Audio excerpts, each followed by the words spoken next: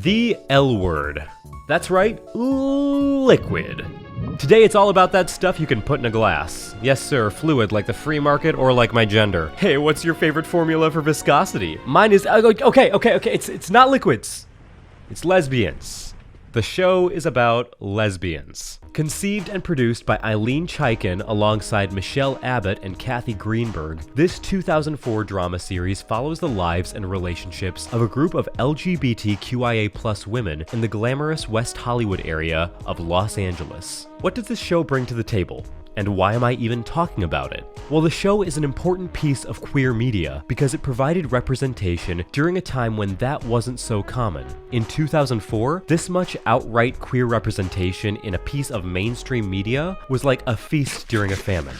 Put yourself in the shoes of a gay person in 2004. You've spent all your life questioning and making headcanons because that's all you can do. There's not really any characters on the screen who are like you.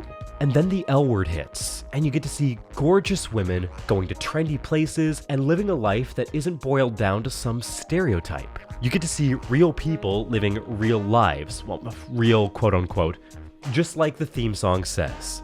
This is the way, it's the way that we live. Well, actually, it's the second season's theme song that said that. The first season's theme song said, but for all the praise I'm giving it, the L word ended up in what many consider to be a disappointing downward spiral. And when I went to look for creator Ilene Chaiken's opinion on this, I was really disappointed to read that she expressed politics and entertainment are two entirely separate entities, and she doesn't want to mix them, nor does she want the mantle of responsibility. The show kept packing in characters and twists, and oh my god, the way it ended. But I'm getting ahead of myself here. We have 6 whole seasons to cover, and this video's only about season 1. So if you like this video and you want to hear me talk about the whole wild ride of this series, make sure to leave a like and a comment to let me know, and subscribe to stay tuned for future updates.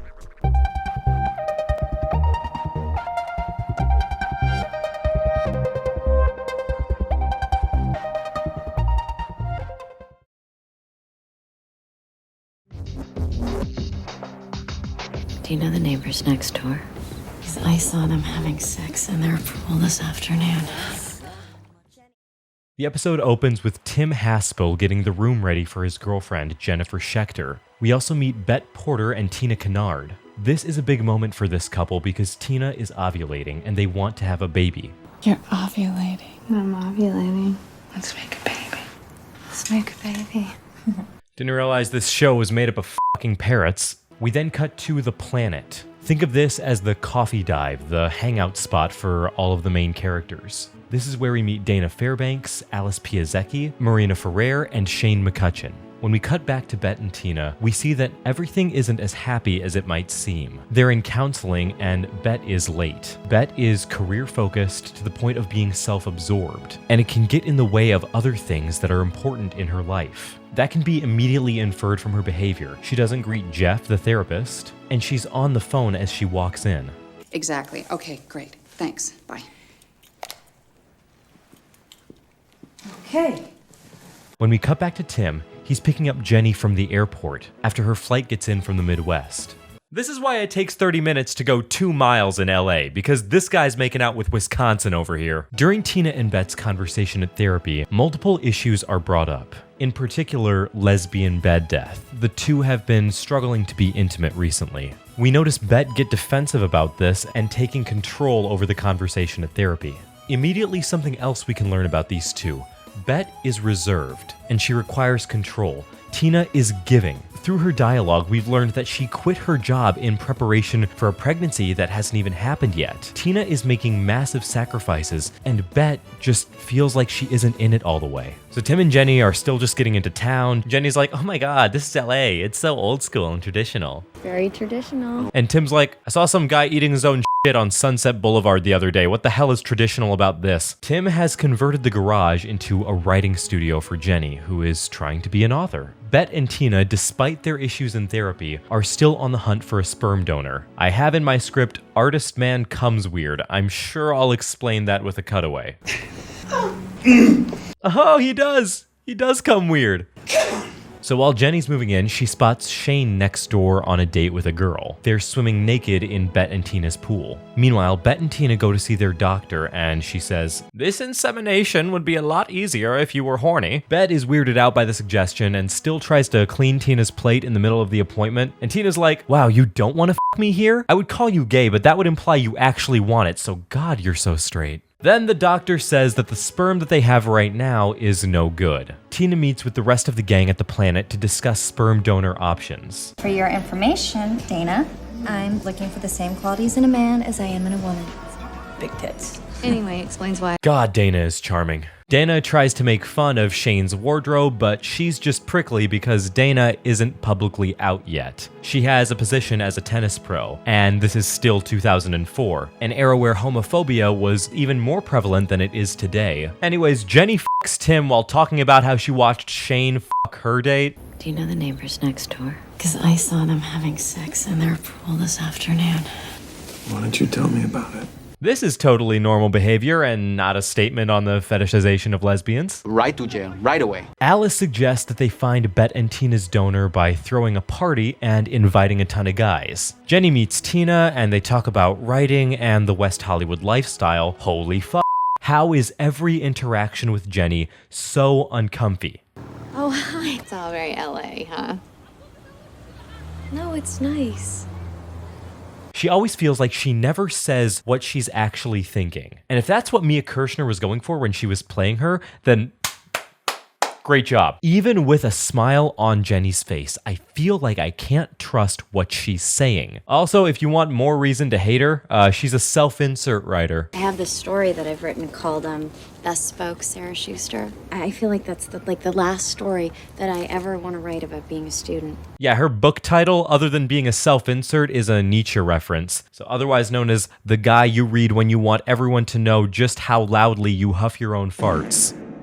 So we cut across the city and meet Kit Porter, Bet's sister, who's being pulled over for a DUI. Her license has been revoked, so she bribes the cop with blues music. Oh, well, have you ever been on stage 5 feet away from Aaron and his brothers performing?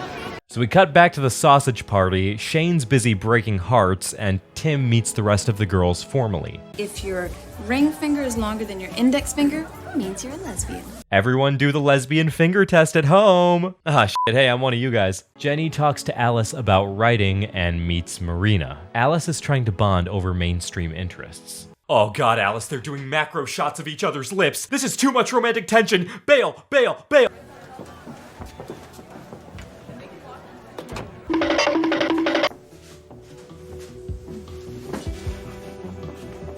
If you were gay and a tall European woman came up to you, you would fold too. So Jenny and Tim leave the party, but Jenny won't tell Tim that she was doing the two-tongue tango with the Donatella. So obviously the healthy coping mechanism in this situation is a blowjob fueled by an identity crisis. Bet corners Kit about why she's at the party when Kit isn't supposed to be drinking, but Kit gets scouted by a producer for work on a soundtrack. Tina and Bet have no luck finding a donor. Shane says, "That sucks. I'm gonna go fuck the girl with the watercolor tattoo, cause that's always a good idea." So the party wraps up, and next morning, Jenny still isn't being completely honest with Tim. Instead, she goes to the Planet to see Marina again, who invites her to her book club. Jenny tries to talk about last night with Marina, and Marina says, "What you need words for? That is not kissing." And she makes plans with Jenny for later at a party at the Planet. Bet and Tina attempt to make plans with another donor, Jean-Paul. He says, "Okay, when we make the fug." Slow down, you freaky fucking crepe. That's not how we do it here. So they try to talk about it back at the Planet, but Tina is slowly getting fed up with Bet. That night at the party, Jenny tries to socialize, but she struggles to fit in. And Dana struggles with her constant state of limbo. She wants so many girls, but her choice to stay closeted for the sake of her public image is killing her. As Jenny leaves the Planet, it becomes all the more clear, just from this first episode, that something's gotta give, and it's going to give soon.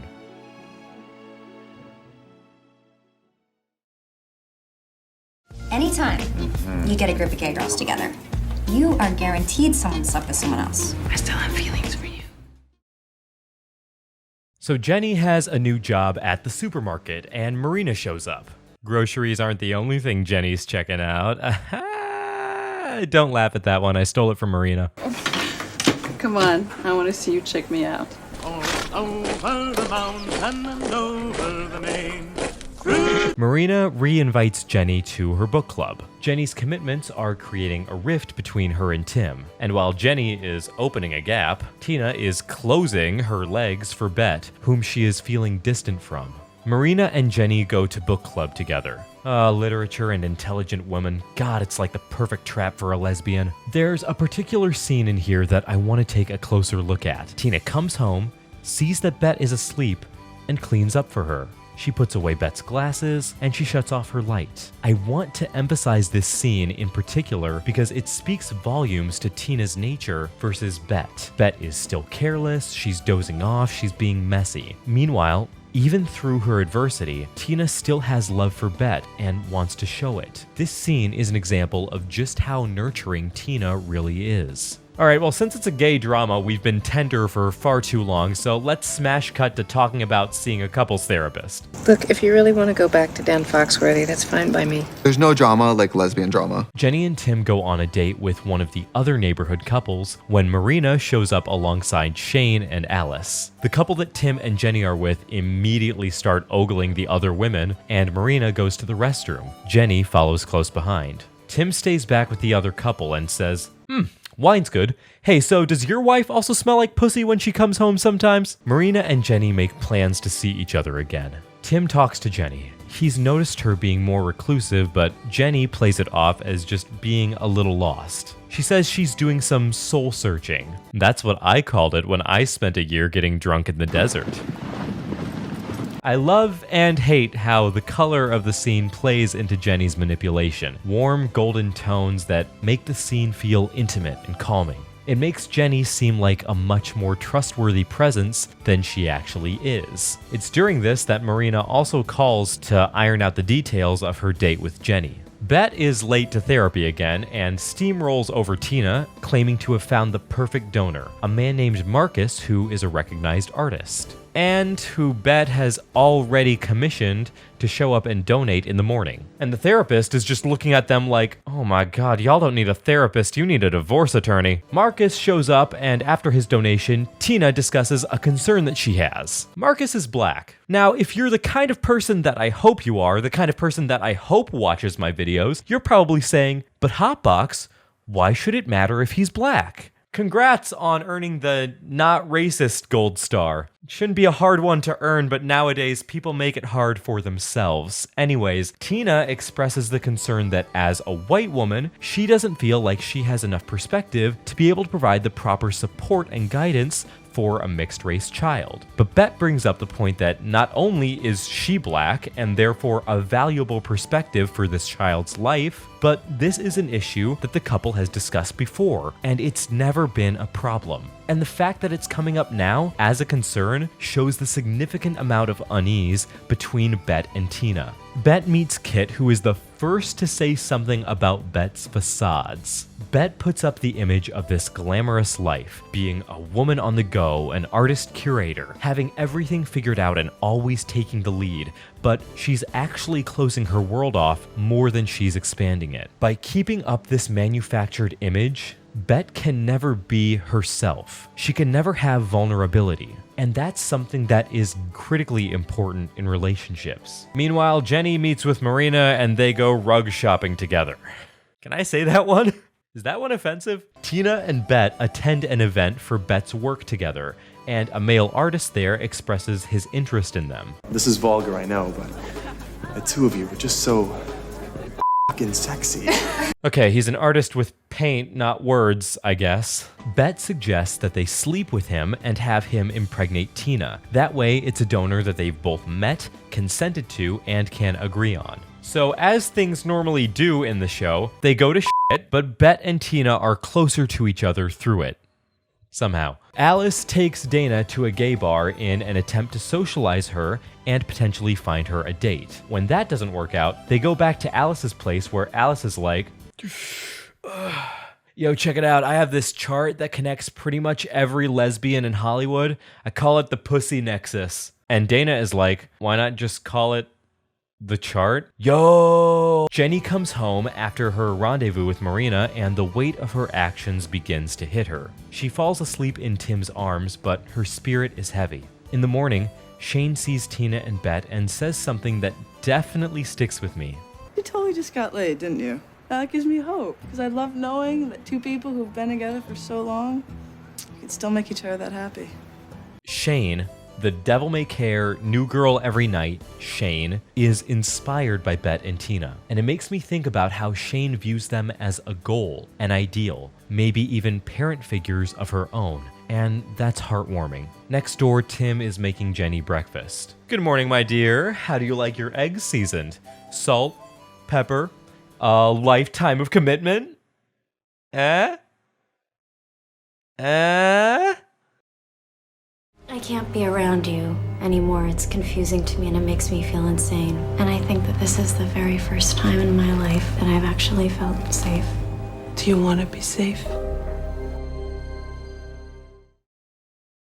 Alice has turned the chart into a legitimate website and is trying to pitch it to her boss at her editor job. But he says, Alice, it's 2004. We already have MySpace, the totally infallible social network. We don't need this. And Alice says, you want me to do an article on vaginal rejuvenation then? Do the pussy power-up piece, Alice. So Alice goes to the clinic for research and she runs into a toxic ex of hers, Gabby. And they end up arranging a date. Tina is once again making a big personal step. Much like the Mormon church in 1978, Tina has changed her mind about black people. She tells Bet that she wants to do the insemination tonight. She's ready for a kid. Oh, so when she wants to put a bun in the oven, it's all cute and happy, but when I leave a baby in the oven, I get put on trial. So Jenny is trying to connect with Tim, and Tim's like, hey, I gotta go watch these college girls swim in a pool. Yes, this is my job. Yes, I can be trusted. So Shane is being stalked by Lacey, a previous hookup that you might remember from the first episode, if your object permanence isn't totally fried. And if it is, I'll just throw some Subway Surfers gameplay under her face right now so that maybe you don't forget her. Dana is at practice when she receives a surprise from the sous chef. Ooh, Dana's little heart is all pitter-patter, and that's not just because of the cardio. Shane gets ambushed by her stalker at the Planet, who takes pictures of her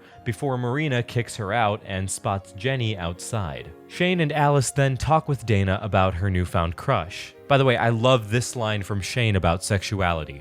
Sexuality is fluid. Whether you're gay or you're straight or you're bisexual, you just go with the flow. So Dana needs to improve her gaydar with some help from Alice and Shane. Alice also reveals that she put the chart online. Hey, is it cool if I plaster a bunch of people's sexual history online, including yours, Shane? That's very cool, Alice. Hey, have you ever played catch with a bullet before? Oh wait, this is actually kind of cool. So Jenny keeps receiving messages from Marina. She's even in her dreams. Oh my god, how pretentious do you have to have art house dreams? Alice and Shane try to look up Dana's chef crush, Laura Perkins, on the chart. With no results, Dana is no closer to learning if Laura is gay or not. Oh my god, wait, you have to hear this cute line from Dana. She's the soup chef. A sous chef? Like an assistant chef? Oh, yeah. Sous chef. Yeah, no, that's totally what she is. Yeah. Sous chef.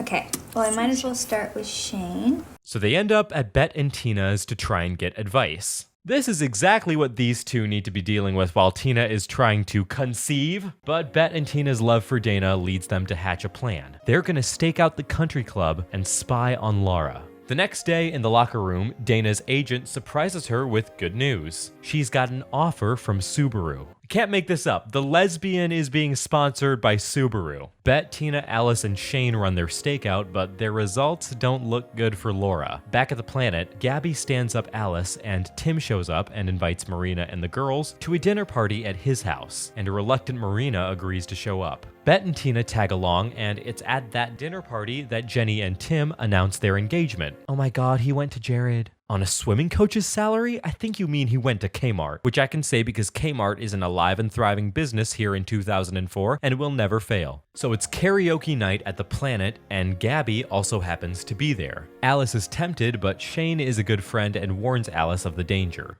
Al, you get with her and I will kill you.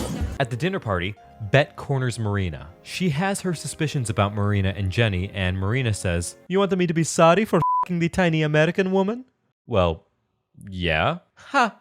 Bet's frustrations get the better of her and she leaves the dinner party with Tina in tow. Kit is back at Bet and Tina's house trying to make amends as part of her 12-step alcoholism recovery program, and Bet says, "I'm gonna need you to take 12 steps outside my house. I'm tired. Good night." Later that night, Dana is leaving the locker room when Laura catches her and puts Dana's suspicions to rest. Just in case you were still wondering. I think something that's so endearing about Dana is her relative innocence to the world she's in. She's learning to live her truth and trying to find people to experience her feelings with. Her smile spreads from ear to ear at the thought of finally meeting someone special. I'm sure some of you have been Dana before at some point. There are so many queer and questioning people out there who are just scared, be it from homophobia and transphobia in the mainstream media today, or from the fear that naturally comes from exploring oneself. Dana represents these people. She represents you. And so getting to see her have happiness, even for a moment, is really heartwarming. So back at karaoke night, Shane's stalker ambushes the stage and puts her on blast. Shane's forced to leave and Alice falls into Gabby's trap. The dinner party closes up, and while everyone is ranting and raving about how charming Marina is, Jenny walks off with a heavy expression on her face as the episode draws to a close. I hate it when girls cry. All right, come here. Come here. I just really like you is all.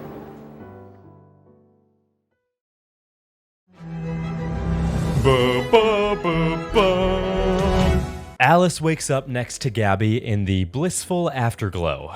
Jenny wakes up in cool blue tones, trying to figure out how to explain that she ate the box lunch with Marina. At Bet's museum job, she's attempting to secure a controversial exhibit by the name of Provocations, but she's having trouble convincing the conservative board members to put it in place of their popular seasonal exhibit, Impressions in Winter. Bet says, "What do you mean you don't want the exhibit of the naked penis men getting whipped?"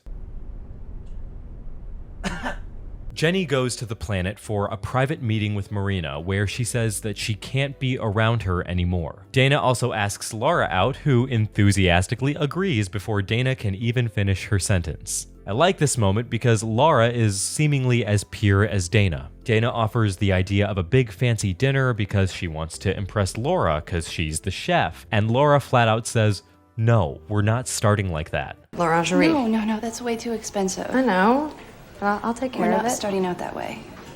Laura is just interested in Dana. She has no pretensions, she just has affection. Bet reveals to Tina that she's gone behind her boss's back and unbooked the Impressions show and is now out to secure the Provocations show from its curator, Peggy Peabody. Tim is at the planet drinking away his sorrows. His swim team is out for health reasons. Across town, Alice is down on herself too, as Gabby keeps violating their dates by bringing along friends. Side note, I would totally buy a Heartbreaker Shane poster. So to distract himself, Tim hustles Marina at pool, and while he's distracted, Jenny tries to call. "Hello, Jenny? Tim?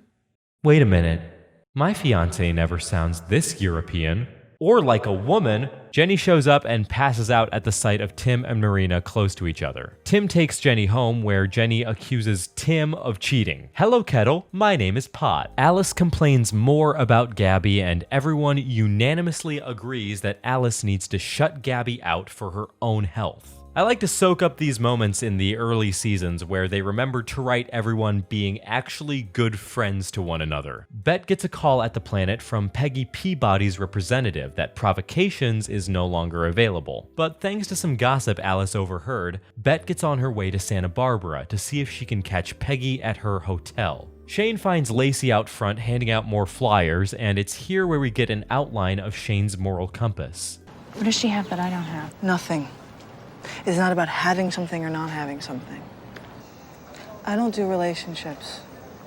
Shane isn't about attachments. She doesn't do relationships, she just wants to be with people. Now, I know there are tons of TV Lotharios who are written with this same mental roadmap, and it always comes down to this. When you chase what makes you feel good, and you involve other people in it, you need to remember that what you do will affect those other people. and you can risk putting them at serious harm just to leave yourself satisfied. So Dana picks up Laura, and Dana is just a bundle of nerves. She's fumbling her words, she feels underdressed, but Laura keeps it together. Laura is such a steady rock, and she's exactly the kind of person that Dana needs in her life. Bet arrives at the hotel and catches Peggy as she's heading up the elevator. Peggy engages her, but she mistakes Bet for another curator before she hears a message on her answering machine that clears everything up. This is Miss Peabody's room. Leave a message at the tone. Holy shit, Peggy, I'm at the bank, and there's 4 dudes with guns and clown masks here. I think one of them is British. Oh yeah, I can't make the meeting today, so if another lesbian in a pantsuit shows up, it's not me. I should have kept my mouth shut. Who the hell are you?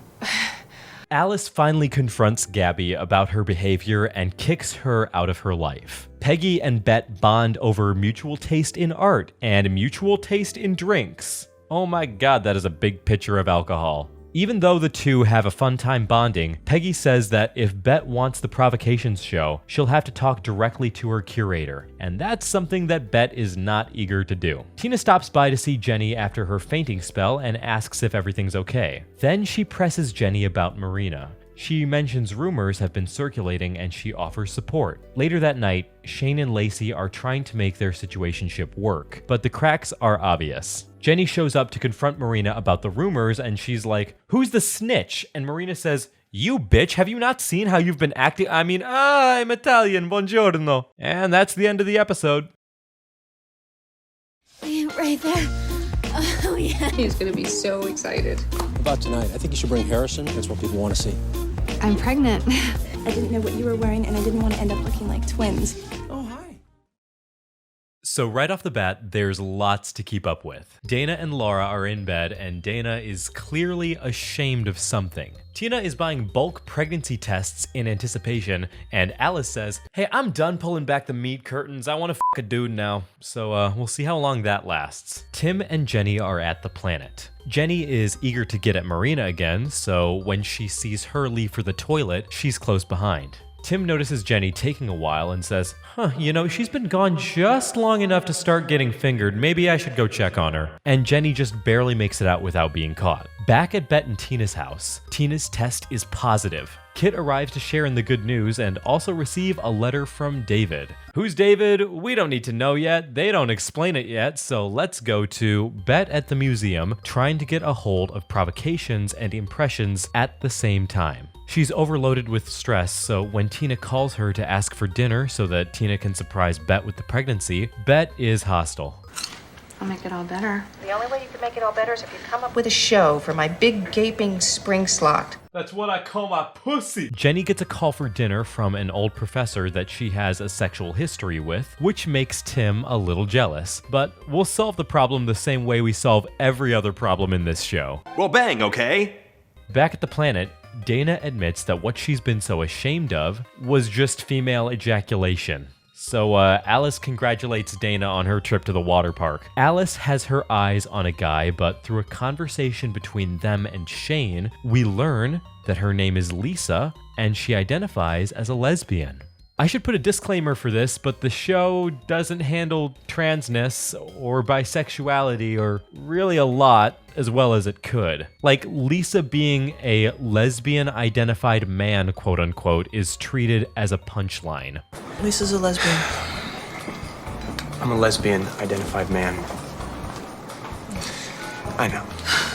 Alice gets a call from her flaky mother who needs help to bail her out of hotel debt, so Alice leaves to go do that. Her mother is apparently an actress, but I think that's a funny way to spell broke. She decides to move in with Alice until she stabilizes. Bet returns home in a steaming mood, but the positive pregnancy test softens her, and Bet apologizes for her behavior. At the planet, everyone congratulates Tina, and Bet is frustrated when she learns that she wasn't the first to know about Tina's pregnancy. But during a conversation in the car, she acknowledges that this is her own fault. Also, Laura and Dana make up, and Dana's smile makes me happy. Tim is letting his latent frustrations leak out into his work, and he lashes out at one of his team members who's late for practice. Bet and Tina go to an ultrasound appointment, and it's a really touching moment. I do think that Jennifer Beals and Laurel Holloman, who play Bet and Tina respectively, are incredible on-screen presences. I think the way that they convey emotion, especially here, is fantastic. Alice drops her mom off to what her mom claims is a meeting, but through a little unintentional spying and then deliberate spying, Alice finds out that her mother isn't as busy of an actress as she claims, and is instead barking up every open call for a middle-aged actress that she can find. Tim and Randy, his assistant coach, have a chat in the locker room. Tim apologizes for his misconduct and promises to tutor the student he yelled at to make up for it. He talks about his nerves surrounding Jenny talking to her old professor, and Randy comes in spouting very possessive advice. Like, he literally says, "That's your girl." And I have to applaud Tim because he could very easily be the beer-drinking, sports-loving dude bro that he kinda looks like, but he actively rejects what he calls a caveman mindset, and he states that he doesn't want to own Jenny, he just wants to figure out how to get over this for her sake. Man, you have got to put your foot down. No. That whole caveman thing, it's not my style. We cut to dinner where Jenny's professor is critiquing her writing. "Oh, professor, that's a lovely tie. Who's it by?" It's by I am Aprick. I am... You're a prick? I sure am with this posh f***ing accent. Her professor critiques the loving aspect of the story and Jenny's character's commitment in it. He literally says to Jenny, commitment isn't your thing, and that you're more complex than that. And that's one major grievance that I have with this show. Have you noticed that monogamous characters often go through lots of undue suffering, while non-monogamous characters generally get to run free of consequence? It's something others have noticed when looking at this show too, and I don't know how it sits with me, but I know it's not right. I have no problem with people who are non-monogamous, but what I don't like is something that outwardly paints one side or the other as exhausting or lame. Commitment is dreary. Bet's higher-ups call her into a meeting to berate her when Peggy Peabody herself shows up. She declares that not only is Provocations going to Bet's museum, but it's only going there on the condition that Bet is the one presiding over it. Peggy really goes to bat for Bet here, and that feels good to see. After dinner, Jenny heads to the planet to get her fix of Marina, but Tim has been chasing her around. First to Professor T and Crumpet's room at the hotel, then to the planet. Lucky for Jenny, Alice slips her out in cover. Later that night, the gang gets together for a pool party. Oh yeah, David is Kit's son. It's one line we get in the entire episode that tells us that, by the way. Did you forget about it already? I did too. Everything is bright. Tina and Bet are loving on one another, Jenny is having a nihilistic writing montage, and Shane is trying to bang Alice's mom. Yep, this is a good place to end the episode. If she likes what you do to her, you'll be the hottest hairdresser Hollywood has ever seen. What kind of woman wants the child of a man she barely knows? Oh, I thought that was gonna be low. What is that? Baby, God, I'm really slipping out right now. Okay, almost halfway through the season, and how is everyone doing? Jenny and Tim are acting like they're happy. They're not. Alice's mom kissed Shane. Okay. Tina is painting the bathroom a lovely shade of bile. Gross. And Bet's dad is coming by. Yay, Daddy! Of course I censored that. I'm not giving you that audio bite for free. So through dialogue, we learn that there's some unease with Bet's father. Tina is anxious about what to discuss with Bet's dad. Hey, poor tard. How's your two moms? You big gay-mo? Whatever it's gonna be in 2015. I'm here in almost 2025, and let me just say, it's so much worse. Dana has an event dinner to attend, but Dana is still not out of the closet in the public eye, so Laura can't come with her, and Dana is definitely shaken up over it. Shane says, sorry I kissed your mom. Anyways, the mafia thinks I'm a boy, so I gotta go before I get buona-noted. Shane runs into an old friend, Clive. Clive says, hey Shane, have you met my friends? They say they're in something called waste disposal. Oh, for fuck's sake, Clive. Tim is about to leave for a swim meet when he realizes he forgot his lucky stopwatch. So Tim goes home to get the watch, but unbeknownst to him, Marina came over to help Jenny review her work. She said she was good with cunning linguistics or something. Oh, she meant cunnilingus. So Tim goes to the swim meet pissed, while tensions are rising between Bet and Tina. Bet's domineering side is showing, and Tina has concerns over Bet's spending. Like, this is what I mean. Bet gets on a roll and just starts running Tina over At the airport, of course she drives a Saab, fuck you. At the airport, Bet's full attention is on her father. Bet makes Tina take the back seat. Bet's sense of priority is so skewed. She's so all in on one thing that she ignores the other important things in her life. Tim's team loses the swim meet and Jenny shows up, desperate for Tim to forgive her. She says, "All I want to do is be your wife." And so Tim says, "Aight, run it up, get in the car." Laura shows up at Dana's expecting to be going to the dinner, but she's crushed when she hears the news that Dana won't be taking her. Instead, Dana's agent has arranged for her doubles partner Harrison to go with her. Laura leaves heartbroken and Dana's doubles partner says, "You did the right thing. She's got to understand it's not personal, it's business. Out and Proud does not sell cars." And this really was the sentiment of the time. Being out was not in, quote unquote. That's not to say that sexual or gender expression is a trend, because it's not. LGBTQIA+ people have existed since the dawn of time.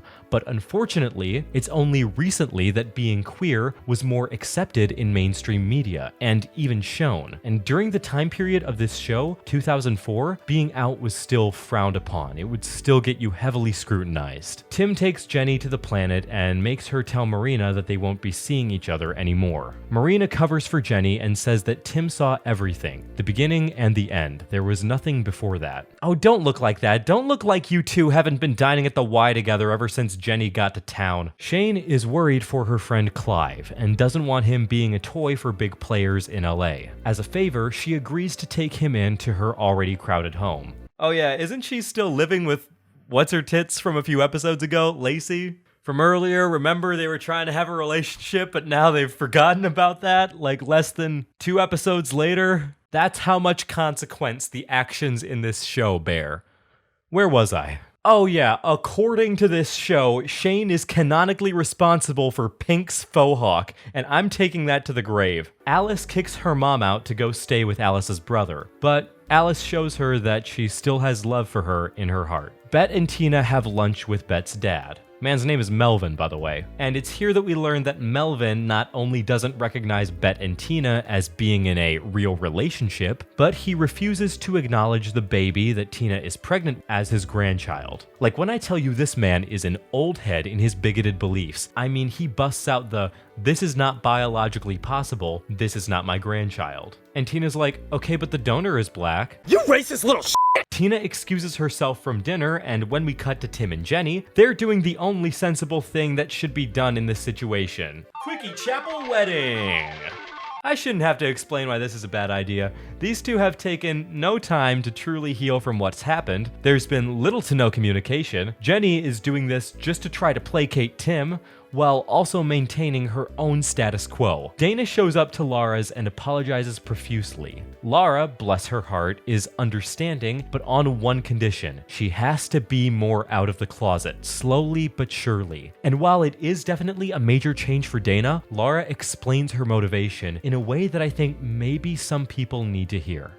When you hide that, you're hiding the best part. Laura is healthy for Dana. Laura has love for Dana because love makes you want more, not just for yourself, but for the person you love too. Bet shows up at Kit's to complain about her father's bigotry, and then Kit proceeds to show up at Melvin's hotel room. This episode in particular is full of great writing. I think it's the best written in the entire season, because Kit says something poignant about her father's exclusionary attitude. Do you really want to do that? Open your door 13 years later and see your daughter's face, older and a stranger's?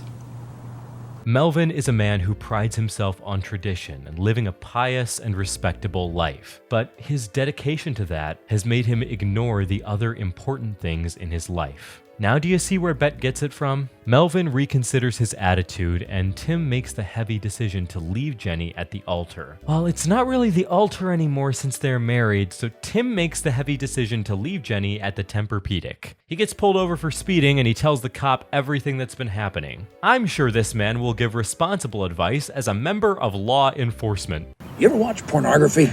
That's why this country's homosexuals are so dangerous. Yeah, this guy says the gays are dangerous because they understand each other's equipment better, but I'm pretty sure I saw this guy getting his own equipment inspected during this flashback that I cut out of the beginning of the show. Great statement on how the people who are in power and upholding legislature that actively attacks gay people are probably the same ones that got their pre-federal prostates checked by their beer drinking buddy back in the 70s. Jenny wakes up and says, well, I'm f***ed. Next episode. Get out of my house. Once you sign this thing, Subaru owns your ass. You gotta play by their rules.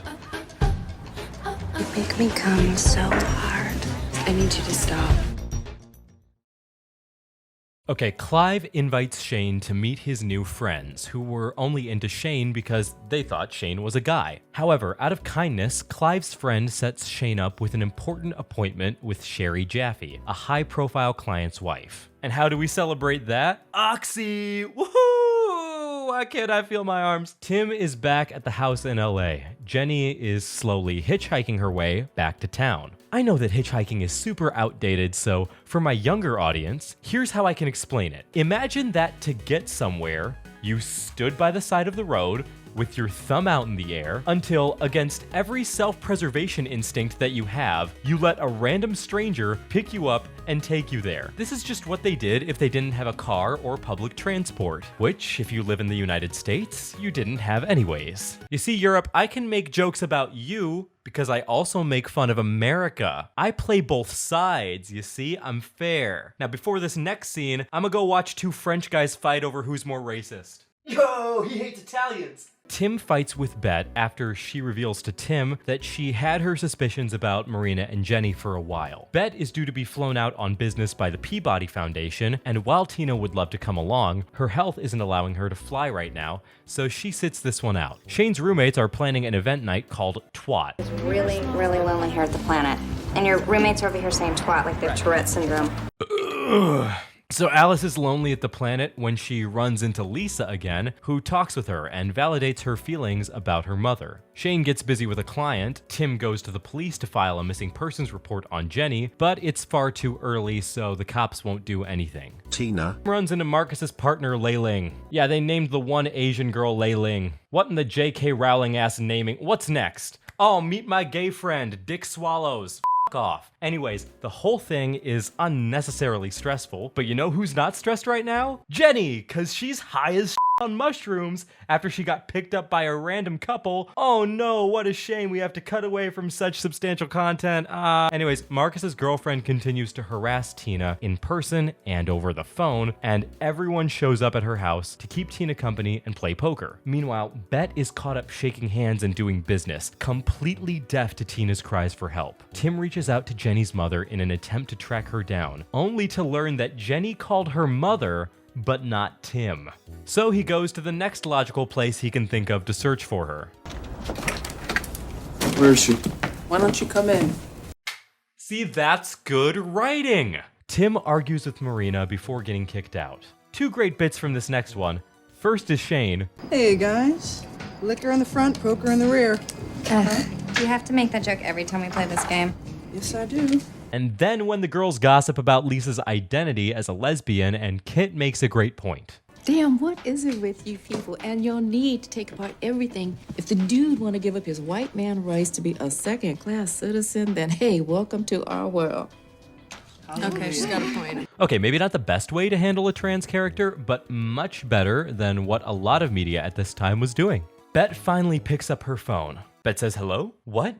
My wife is in trouble and Dana is getting laid on my house floor? Wait, how do you know the second one? In a panic, Bet cancels on a major donor and flies back to LA. Marcus shows up to apologize and states that he'll keep an eye on his girlfriend. Tina explains everything when Bet arrives. Bet says everything's okay, but I know better than that. You can't fool me. I see you hanging on a shot of Bet's pensive expression, preceded by a group look of general unease. I know how these things work. I understand the language these shots are conveying. Tim has lonely man cry time and Jenny sends him a letter. This is just a side note, but I found this diner in real life. It's in British Columbia, so remember that for your next trip to Vancouver. Vancouver, still not cheaper than Los Angeles. Vancouver, you're not here because you like yourself. Vancouver, duck.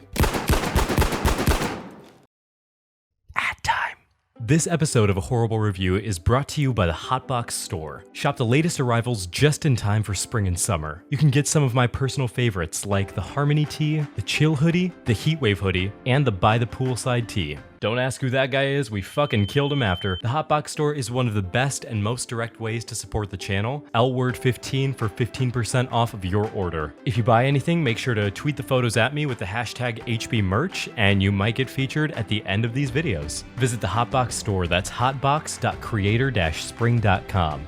hotbox.creator-spring.com. That's hotbox.creator-spring.com.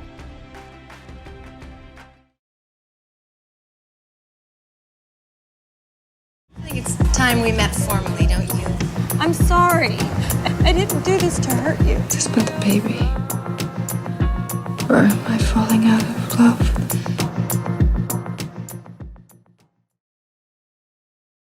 Jenny finally makes it back to Los Angeles. Tim says, "Where were you?" Just really high. Okay, get the fuck out. Shane is having a yacht party on Friday, and Tina is having varicose veins. Needless to say, the girls are getting a little overwhelmed by Tina's pregnancy talk. Hey, pop quiz, what's the most LA thing that they could do next? Well, if you said rhythmically chant to induce the 13-week-old fetus's soul, you would be correct. I'm literally more interested in this missing cat poster than all of that. Oh my god, Jenny at the planet. Jenny attempts to reconcile with Marina after being kicked out. She has nowhere to go. She asks, "Am I just a liar and a cheater?" Yes, next scene. This is bullshit. Venice Beach is never this sunny and never this clean. Alice asks, "You guys coming to the party?" And Tina says, "Nah, I'm kind of busy gestating at that time, maybe later." Okay. Marina takes Jenny in, and then Alice, Dana, and Shane have a fucking intervention for Bet and Tina because they think that Bet and Tina are becoming too boring. I shit you not,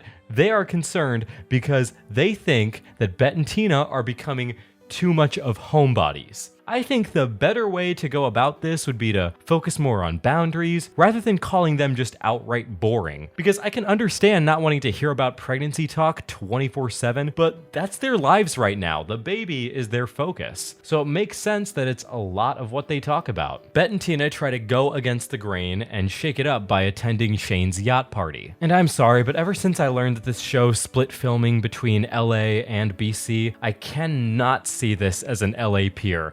But the water is just as dirty though. Dana is struggling to be out in the public eye, but her contract has something called a lifestyle clause. Dana is expected to uphold a certain lifestyle, an image more in line with the company. Feeling the pressure from Subaru, Dana cuts things off with Laura. This is in stark contrast because today, Subaru would want their representatives going bush snorkeling. I can't focus on this scene too much, it breaks my heart. Dana is drowning and can't stand up for herself without throwing her career away. But by prioritizing her career, she's hurting a good person. Laura is ready to do anything for Dana. Laura is ready to show up, but Dana is still hiding. Alice is hanging out with Lisa, and the two go for a massage that quickly turns into sex. Lisa doesn't want to use their biological genitals and instead wants to pleasure Alice through the use of a toy. And in the most transphobic thing so far in the show, Alice sees Lisa trying to use a gender-affirming sex toy and completely makes Lisa go against who she is. Like, listen to this.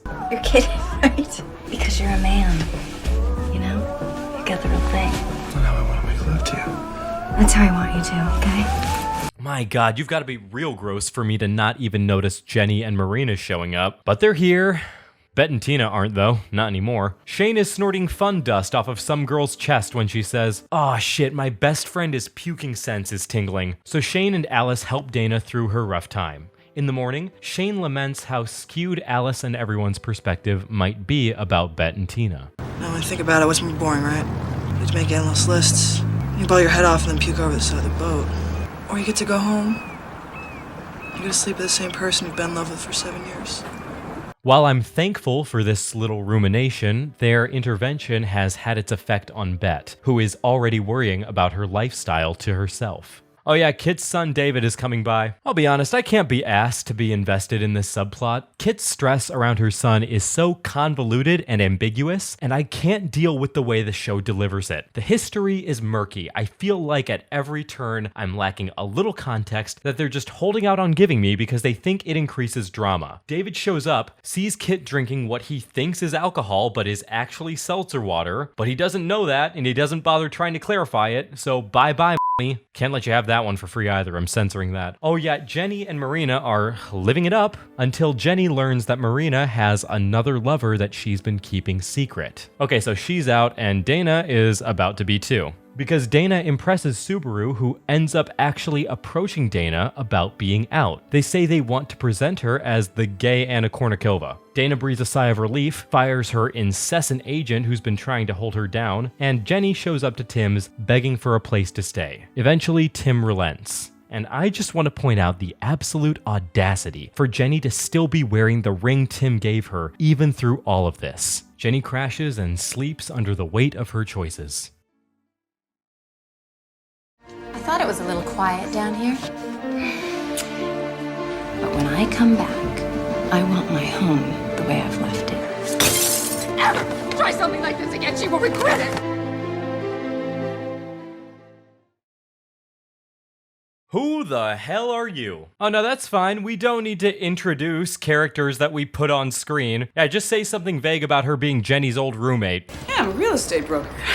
Bet and Tina are doing group therapy with the doctor from episode 1. Tina is trying to navigate her fears about Melvin accepting their child. Bet is still trying to stay as closed off as possible. Bet thinks herself above this. She doesn't think that she needs therapy because she feels that she's perfect, so she's focused on maintaining this perfect image. Yolanda, a member of the group, calls out Bet. Before you can reflect who you are, you have to be who you are. Back at the planet, Dana is still struggling with the loss of Lara while also grappling with the impending launch of her Subaru campaign. And there's an added complication. Dana's parents don't know that Dana is gay. Dana has to see her parents at an event for her mother, at the Republican Women's Coalition. That's like being a pigeon at an NRA convention. Alice offers to come along to offer moral support and perhaps help Dana come out. Shane catches Clive stealing from one of her roommate's purses and he attempts to play it off. What? No, I wasn't stealing money. I just, have a wallet fetish? What? Oh, I get bricked for a good trifold. Oh yeah, 15 minutes into the episode is when we finally get a name for this girl, Annette. Kit is approached with a contract to sample a song that she wrote. At the museum, Bet is being harassed by evangelical protesters upset at the profane nature of the provocations exhibit. Jenny f***ing kills a guy. Oh my god! Okay, he's not dead, and a mystery woman comes to the rescue to disarm the situation. Jenny takes Annette to the planet to stalk Marina when they're shocked to discover that their mystery savior is Francesca, Marina's lover. Dana and Alice arrive at Dana's mother Sharon's event. We're introduced to Dana's family, her mother, father, and brother, Howie. When someone ambushes Dana for an autograph, she's forced to reveal her ad to her mother, who doesn't quite get it at first. Dana and Alice take a smoke break in preparation for coming out, and you'll be relieved to know that Howie is actually supportive of Dana. When mom and dad disown you and all, I'll still come and visit. Thanks, bro. Dana comes out to her parents, and it goes about as well as you can imagine it going. We all have feelings for our girlfriends, Dana. It doesn't mean you have to act on them.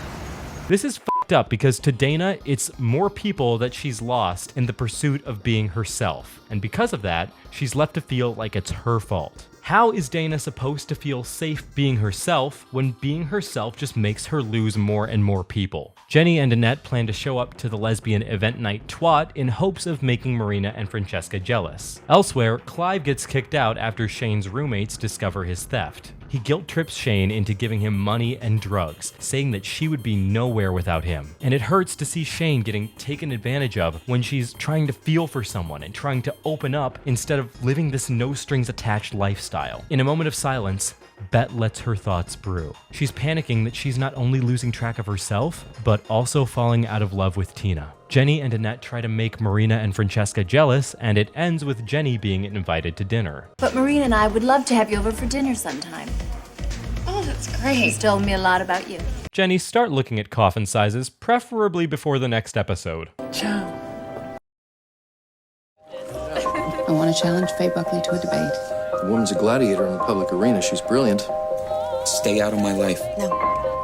I've convinced Steve to invest in you, so you can open your own shop. The Bible condemns homosexuality. Holy fuck. Literally. Don't laugh, that one was too easy. So Alice is still banging Lisa, but still hates Lisa's gender identity? So she hates the person she's sleeping with. God, maybe Alice is straight. Tina is giving water birth now? Who said? Bet's credit card. That's who said. Kit meets up with the rapper who's sampling her song. Slim Daddy. But I can't say that name and give away Daddy for free, so we have to give this man another fitting name. Let's see. I like Snoopy, who is a dog, so this man is now Snoop Dogg. Alice attempts to break Dana from her depression by taking her out and trying to convince her to talk to her mother. Shane's high-profile client, Sherry Jaffe, shows up. Kid is putting in work at the Snoop Dogg shoot, but struggling, and Bet shows up for moral support. Snoop says, "Are you single?" And Bet says, "I like women." And Snoop says, "Me too, maybe I'm a lesbian." Jenny shows up to dinner with Francesca and Marina. Ethical isn't really the first word that comes to mind when I think of Marina. Yeah, that's going as good as you think it could. Let's go check in on Shane. Ooh, someone's f***ing the trophy wife. Same old, same old. Are they still fighting back at Marina's? Yep, they are. Oh, and kissing. Who could have seen that coming? Tim is doing sad single guy things, like watching TV and eating Panda Express. So Tim and Jenny have some degree of reconciliation, but the jury's still out, and why do you care? They're just gonna fight again in 3 scenes. Kit invites the gang to the filming of Snoop's music video, where we find out Snoop misread Bet being gay as Kit being gay too, and he apologizes for the direction in which he took the music video. But it does lead to some happy reconciliation between Kit and Bet. Sherry sends her assistant to make plans with Shane. She needs her hair done for a cancer benefit. This is a major gig for Shane. At the museum, Christian protesters have defaced the facade with stickers that call provocations filth. It was done by a group called the Coalition for Concerned Citizens. Bet sets out to figure out who leads and funds them. Shane MILF Killa McCutcheon is putting in work, and she makes it out before Sherry's husband comes home. Now, you can't see it, but this is the first time I've spelled her name right in my script. Dana's mom tries to bury her head over Dana's sexuality and attempts to set Dana up with the son of a friend, but Dana outright tells him that she's gay. And this is a big moment for Dana. This is the first person she's just straight up said she's gay to and has suffered no consequence. I can only imagine the weight that feels lifted off of her chest in this moment. Alice gets an alley-oop and swoops in on The Bachelor, much to the jealousy of Lisa. Lisa shows up at Alice's apartment later and tries to fight to win her back, but Alice cuts things off. She says that she can't deal with it anymore. I want a boyfriend who's straight, or I want a lesbian who's a girl. I understand Alice's frustration. At its core is that she wants something that's not so complicated. But I wish this was just about the complications with conflicting living styles and love languages instead of her just being upset that Lisa isn't cis. Lisa shouldn't have to feel like she's unworthy of love purely because her identity and orientation aren't simple. LGBTQIA+ people do not owe you simplicity. Just like non-binary people don't owe you androgyny, and women don't owe you shit. Bet finds out that the CCC is being run by a woman named Faye Buckley, who ambushes Bet as she's leaving work in an attempt to degrade her and make her question her life choices. After she escapes Faye, Bet attends a routine ultrasound so that she and Tina can share in the miracle of life together. The fetus has stopped thriving. This is usually due to some congenital problem. It's kind of the body's own way of ending a pregnancy. It's really... Reality falls away. Bet's perfect world has just been shattered in a way that she could have never seen coming. She rushes home in an attempt to comfort Tina, who is an absolute wreck. But things become complicated when CCC protesters vandalize and harass the couple at their own home. Bet drives the protesters off and heads back inside. Tensions are high, and they're only on the way up. Destroy my relationship while leaving hers completely intact.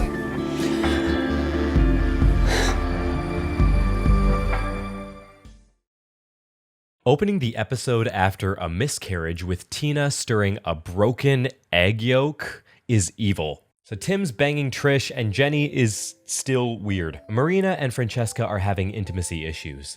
Francesca has a gig for Drew Barrymore on the other side of the country, but Marina wants quality time together. She feels that Francesca is abandoning her. Through this conversation, we learn that Marina is in significant debt, and Francesca is holding that over her. Francesca will keep paying, but Marina has to let Francesca do however she pleases. In exchange, Marina can do whatever she wants while Francesca is gone, including Jenny. Dana is getting her hair done by Shane, and Alice is getting the feeling that her time of the month isn't timing, but here's the thing. If she's late, the baby wouldn't belong to her new boy toy. It would be Lisa's. Faye Buckley has cut together a propaganda tape using footage of her conversation with Bet from the perspective of a hidden camera. To fight this, Bet, a high karma Redditor, wants to challenge Faye Buckley to a debate. It was a boy, by the way. My baby boy. Laurel Holloman's performance here is heartbreaking. There's no meme. The therapy session is just raw and intimate. But Bet has trouble answering this question in particular. Karen asked you a specific question. Have you cried? So this guy, whose name I'm totally not just throwing in the lower third because I forgot it while I was writing this part of the script, offers Tina the card for his volunteer agency. Kit has a performance that night and Bet goes alone while Tina recovers at home. At the gig, Bet runs into Yolanda from therapy, who's there with her ex, Candace Jewell, a local carpenter. The next morning, things are falling apart at the Planet. The staff is slow, Marina is overworked, and Francesca's presence has her on edge. We can't even enjoy Dana's new haircut because Mom and more European Mom are fighting. Aren't you late for something?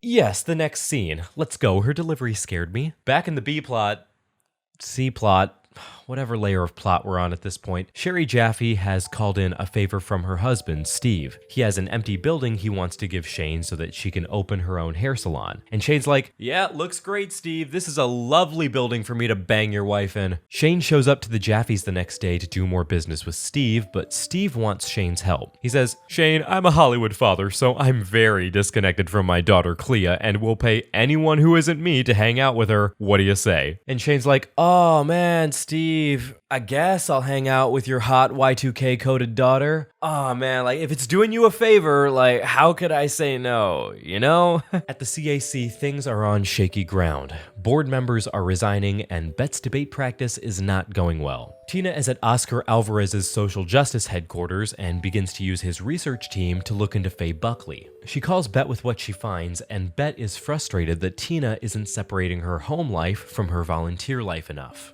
However, Oscar's team does find something juicy. Faye Buckley's sister was in a pornography at the age of 17, something that Faye helped cover up.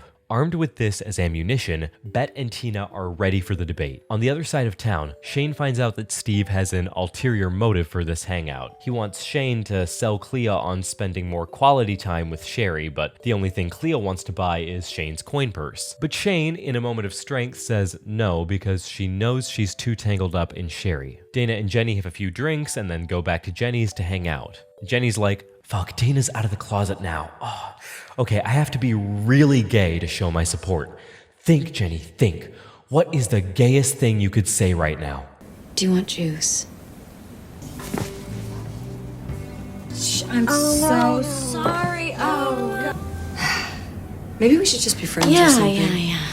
At the Planet the next morning, Shane attempts to cut things off with Sherry so that their relationship can be strictly business. And Sherry says, Shane, I look like the elder bitch spirit of Emma Roberts. Do you really want to fuck with me? No. Bet and Tina attend the studio for the televised debate. The debate begins as a standard back and forth, but quickly escalates. Faye Buckley calls Bet a pornographer, and Bet says, well, at least my demo reel isn't a felony. The Bible condemns homosexuality. That's why God took your unborn child from your lesbian lover. And that was a blessing.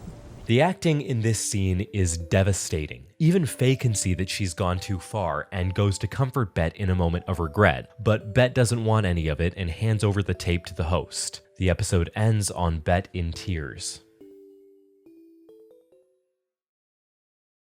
Hold on. I think you should come down and see what's going on out here. I have a date on Wednesday night. Her name is Robin. Is the CAC still going ahead with the provocation show? Without the slightest hesitation. That's my ex. Which godless piece of filth is that? So the gang is going on a trip to Palm Springs. Shane, Alice's MILF, mom, Jenny, Tina, Shane, and Dana, the star of this trip. You see, this trip is for the Kraft Nabisco tournament where Dana is due to receive an award. Bet is staying home to prepare the museum for provocations. She needs construction work done and is planning to hire Yolanda's ex, Candace. On the trip, they eat food from a company that I don't wish to give support to, and the girls share their coming out stories. The girls drop off Lenore, read Abandon Her, and make their way to the venue hotel. It's here that we meet Tanya, Dana's new assistant. Her new, very overbearing assistant. Like, it seems that Tanya is there to serve and cater to Dina 24/7 while building increasing romantic tension, behavior that does not go unnoticed by the rest of the girls. Wow. Does that thing come with batteries, Dana? The gang parties by the pool, and Tina calls Bet, who is in the middle of planning the installation with Candace. Candace is distraught to find out that Bet has a girlfriend. I didn't know you had one. Why would you? Oh, f you for that. Tina is constantly by your side. Even if she is misguided sometimes, she is always looking for ways to improve your life at the constant sacrifice of her own time. Jenny has to fulfill her #quirky white girl moment for this episode, so at a party later that night, she gets wasted in front of a bunch of other women and complains about Marina before prank calling her and losing her nerve, only to be saved by a random stranger named Robin. Robin talks to Jenny afterwards. Tanya and Dana hook up, but Alice is still getting bad vibes. On top of that, she knows Dana is still vulnerable from losing Lara, and is inclined to trust people that maybe she shouldn't. During this next scene, we get to see two starkly contrasting sides of love. Tina is busy recounting her own coming out story, and it was with Bet. Bet is Tina's first girlfriend. Meanwhile, Bet is having an affair with Candace. Tina says Bet is her first and forever. Tina's love is sweet and innocent. Bet's love is self-centered, as clearly evidenced by what she's doing here. Tina, I didn't know that Bet was your first girlfriend. Yeah, first, last, and forever. Dana brings Tanya back, and red flags keep flying.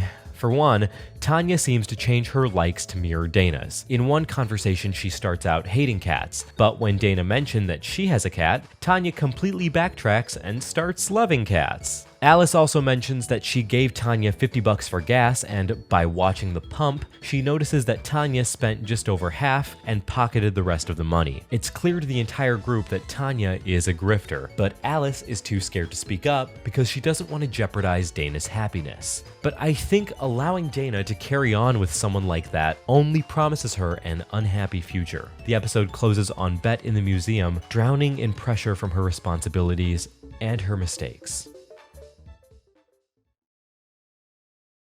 I love you, okay? She doesn't. We need to get a divorce. I never want to see you. Listen to me. Listen to me. Listen to me. I did not do anything. Clea is trying to convince Shane to give her a shot, but Shane tries to scare her off by talking about her past before outright saying that she has someone else that she's in love with. Little does Clea know that someone is Sherry. Kit consoles Marina about Francesca's looming threat. If Marina wants to keep the planet, she needs to come up with the money to buy out Francesca. Tim and Jenny share a brief conversation. So, still f***ing that student? Yeah, but I'm gonna get my own apartment for it, like every other creepy authority figure. There's a drag king night at the planet. Kit is getting close with one of the kings, Ivan, and Marina is trying to put the moves on Jenny's date, Robin. While Dana and Tanya are cozying up at home, and Tanya is busy being a miserable cat-hating wretch, what, not liking cats is such a red flag, Bet is anything but cozy at the CAC. Faye Buckley's protesters are picketing at the front and attempting to block people's entry. Bet is trying to draw a personal boundary between her and Candace. She's determined to not let anything happen again. Since the protesters are trying to block the movers from delivering the art, the gang decides to form a column of people to defend them. At the planet, Marina is still trying to win Robin over, and eventually gets Robin to agree to stop by before her date with Jenny. Kit shows up and Marina says, "Hey Kit," and Kit says, "Hey Marina, you still being a home-wrecking bitch?" Kit is determined to come up with business partners to invest in Marina so that Marina can buy out the planet, and Ivan is her first candidate. However, they get called away to help with Bet's protest wall. But when one of the CCC members breaks the line, things erupt into violence and everyone ends up getting arrested. Hey, good looking.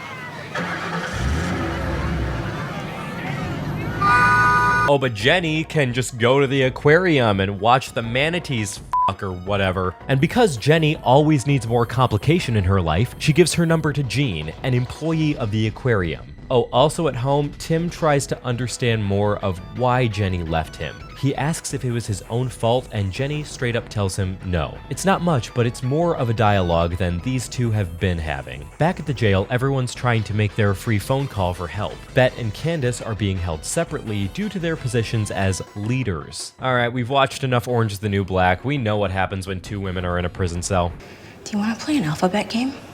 Let's do math. Robin stops by the planet, and when Marina tries to come on to her, Robin refuses to give in. She makes her date with Jenny, and the two share conversation about their past. So back in the jail cell, Bet says, okay, if we can't fuck, let's just stand in opposite corners of the room and astral project into each other's pussies. And Candace is like, yeah, that seems normal.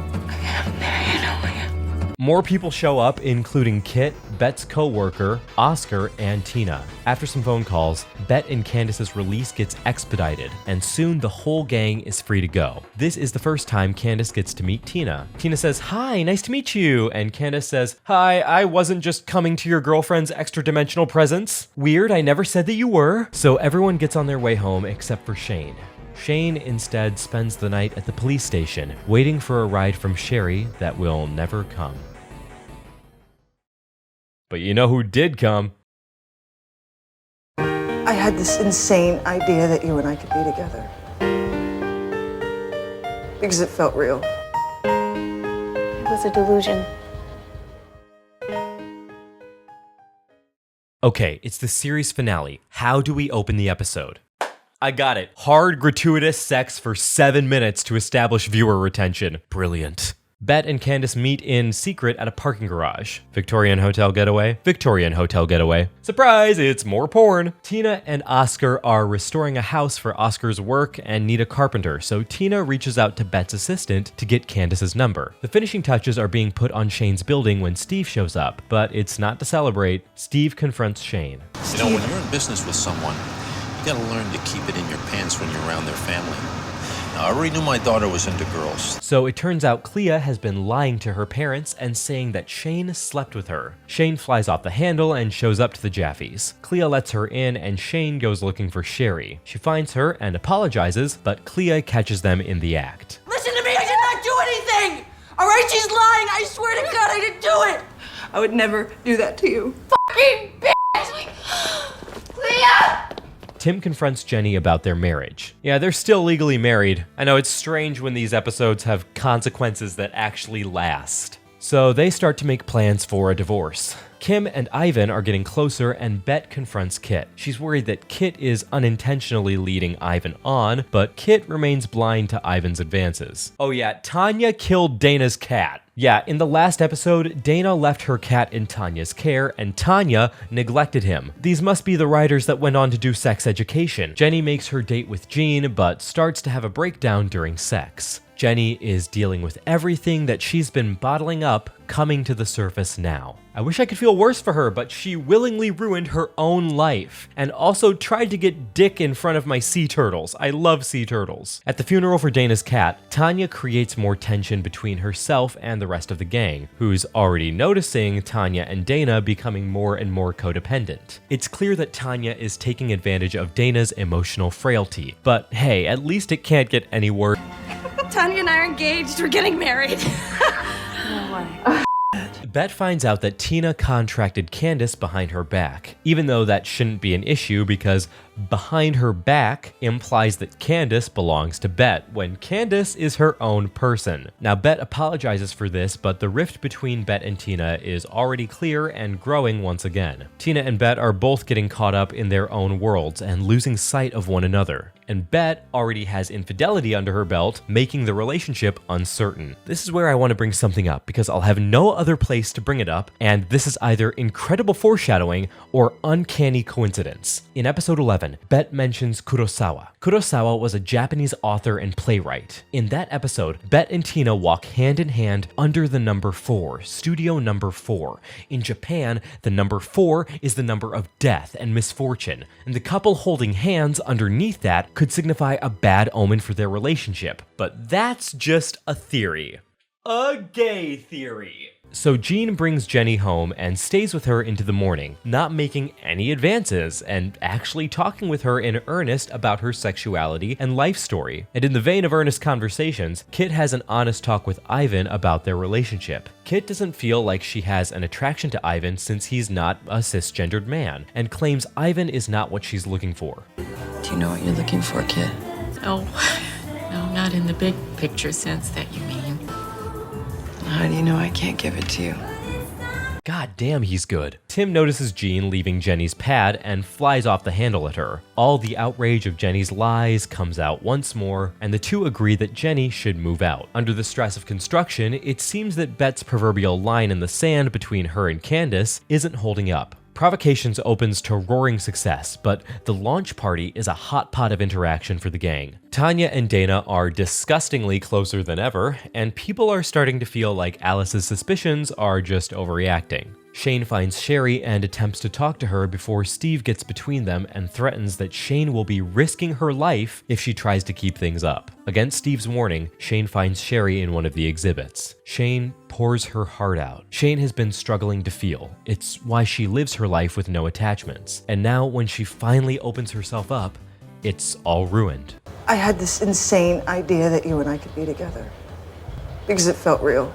In this f***ing ugly world, that kind of love does not exist.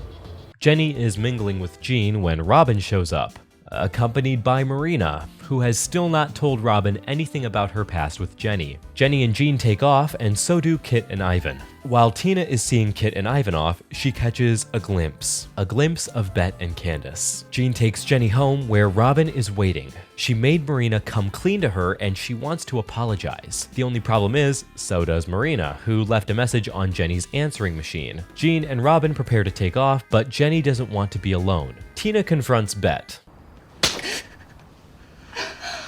Let me say that differently. Tina rocks Bet's shit, and a lot can be told about Bet from her body language and response to this. Over and over, she tries to get physical superiority on Tina, holding her, kissing her, restraining her, even trying to force sex on her. Tina breaks free to seek refuge at Alice's house, where she will start staying for the time being. Back at Jenny's, the night is remarkably peaceful. The group plays games and drinks together, and everyone falls asleep separate. And maybe that's what we should focus on. We're at the end of the season where no more bombshells could possibly... You can't marry Tanya. What are you talking about? Why? Come on!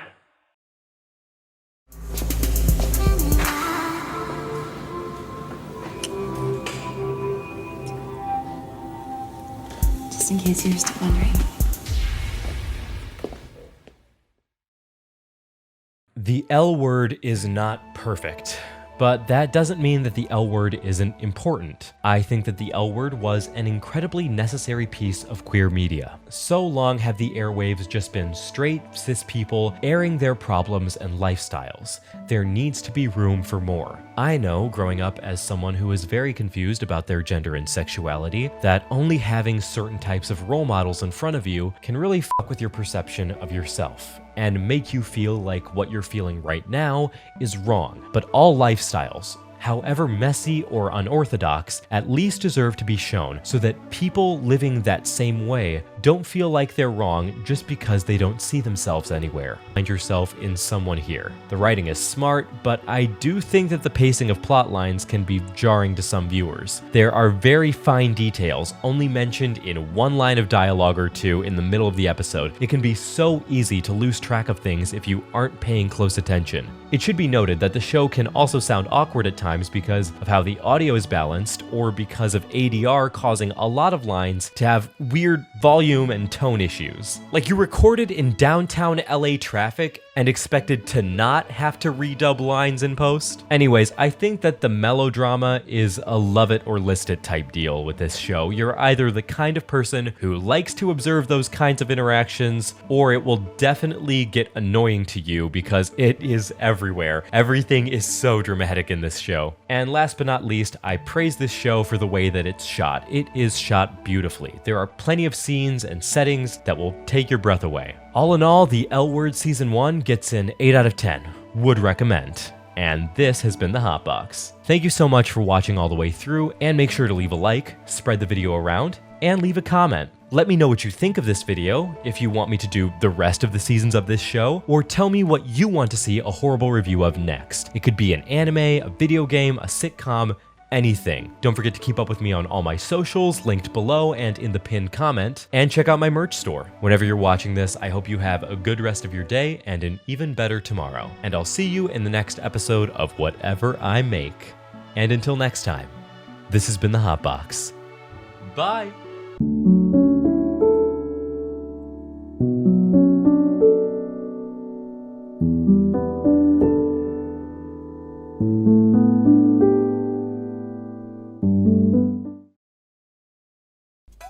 Whoops.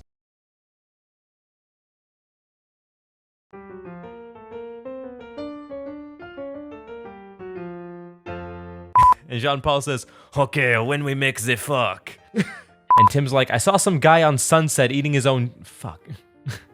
Haha, titty. What you need words for? That is not kissing.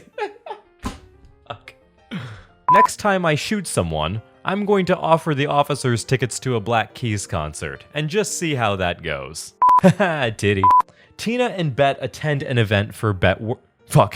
Tina is buying pregnancy tests in fuck. I think the way that they convey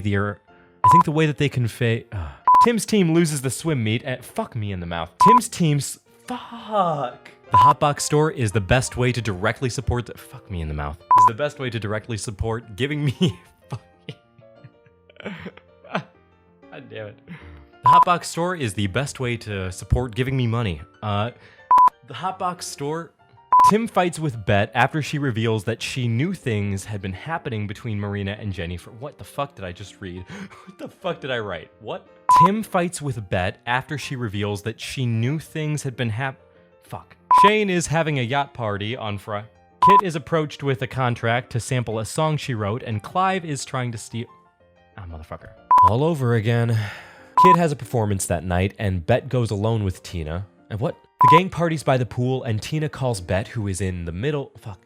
Tina says Bet is her first and her forever. Fuck. She gets wasted in front of a bother. Back at the jail, everyone's trying to make their free phone call for So it turns out Clea has been lying to her parents and Shane. It's clear that Tanya is taking advantage of Dama's. It's clear that Tanya is taking it. Bet finds out that Tina Bet's. Oh, wow. A gay theory. Shit. Could we stop breaking the law? I'm trying to talk about lesbians.